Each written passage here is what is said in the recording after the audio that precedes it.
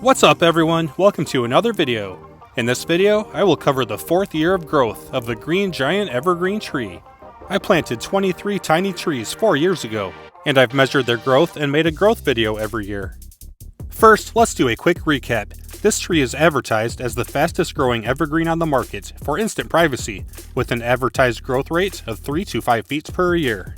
I planted them 5 feet apart for a privacy wall as specified on fastgrowingtrees.com, which is where I purchased them.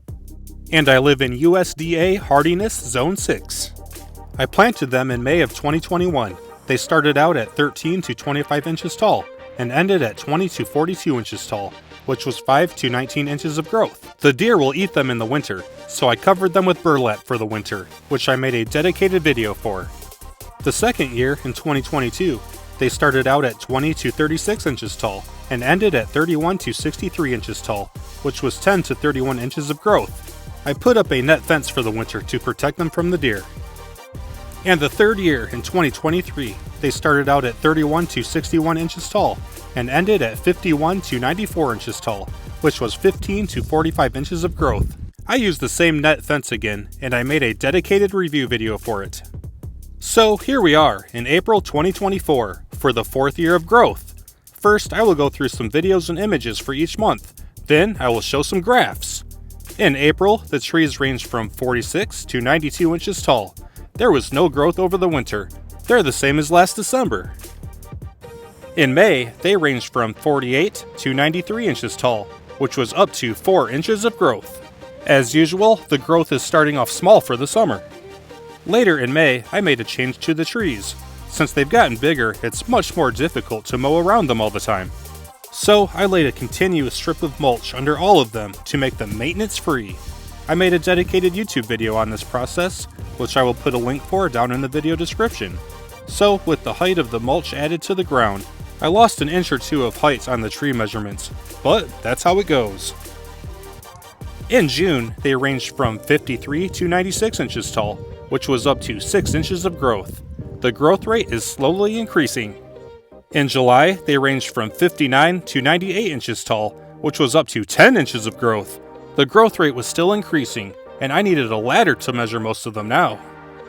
And in August, I needed a ladder to measure every single one of them. The growth rate increased again, and these things were skyrocketing. They ranged from 69 to 110 inches tall, which was up to 14 inches of growth. This was the best growth of the year. I couldn't reach the top of any of these trees anymore, so I'm using this pipe to show the heights of the trees. In September, they ranged from 79 to 119 inches tall, which was up to 11 inches of growth. The growth rate is slowing down, but it's still impressive.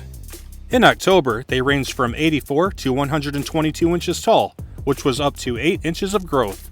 Several trees broke the 10-foot barrier, so that was cool. Growth is continuing to slow down for the season. And here we are in November, which was the last measurement of the year. They ranged from 85 to 122 inches tall, which was up to 2 inches of growth. Most of them grew 0 inches, a few of them grew 1 inch, and one of the trees grew 2 inches. They are pretty much done for the season.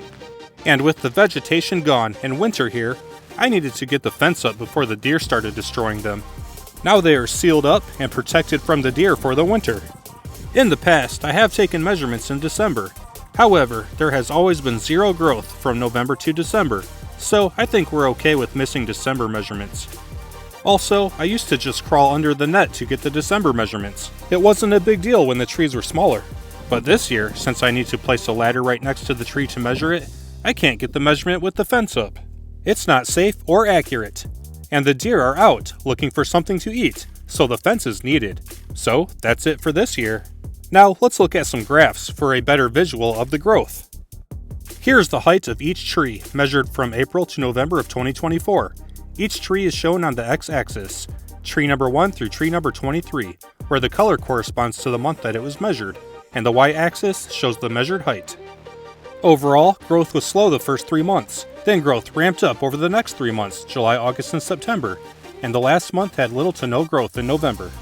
Here's a graph showing the total additional growth of each tree over the 7 months. The additional growth ranged from 22 to 46 inches. Here's the last graph with all 4 years stacked up, showing the complete growth. For each tree, there's the growth in 2021, 2022, 2023, and 2024. For all 4 years, the growth rate was slow in April, ramped up and peaked in July and August, then slowed down with no growth after November. However, the rate of growth increased each year. I experienced 5 to 19 inches of growth the first year, 10 to 31 inches the second year, 15 to 45 inches the third year, and 22 to 46 inches the fourth year. In addition to the increased height, the trees filled out significantly as well. The branches got longer and fuller, getting closer to the privacy wall of trees. So, that wraps up the 4th year of growth. I will continue to track growth next April through November or December, and I will make another video at the end of next year. Have a great day, and I'll see you in the next video.